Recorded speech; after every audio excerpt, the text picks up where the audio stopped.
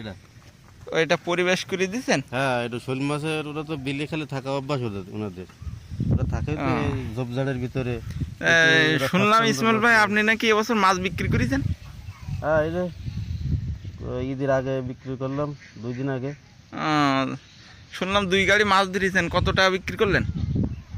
ও মাছ হয়েছিল 800 গ্রাম, 850, হ্যাঁ হ্যাঁ, 900, কোনোটা 1 কেজি, সপ্তাহে একরকম হয় না, আচ্ছা আচ্ছা। বিভিন্ন সাইজ হয়েছে। তা ওই এবারে 820 টাকা কেজি। যাক, তাহলে 2 গাড়িতে আনুমানিক কত টাকা আসছে? ও 2 গাড়িতে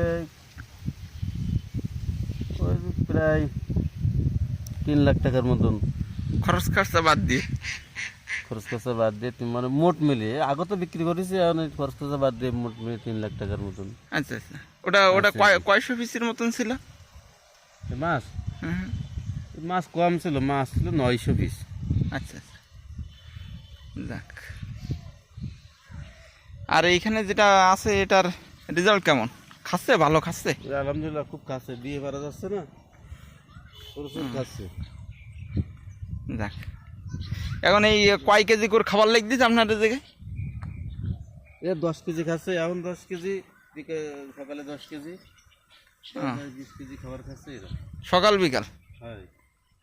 যাক, তাহলে এটা মনে হয় 6 মাস রাখবেন নাকি? এটা আর 3 মাস থাকবে সামনে, হুম। আর 3 মাস পরে এরা উঠে যাবে, পরে এখানে আবার শিখতে হবে। এই 10 কেজি 10 কেজি 20 কেজি খাবার লেগে দিচ্ছে, কতগুলো মাছের? এই মাছ আছে 1500। যাক, আগের থেকে তো মনে হয় রেজাল্ট ভালো হবে। কিন্তু আর 1 সপ্তাহ 15 দিন পর আরো বেশি লাগবে, তারপরে আরো বেশি লাগবে। যাক, আপনি তো পুরাতন খামারি। হ্যাঁ, কোনো এক সময় 15 কেজি করে লাগবে। এই যে গাছ উঠে গেছে, দেখছিলাম সেই সময়, এ তো থাকতেছে না, উঠি চলে আসে।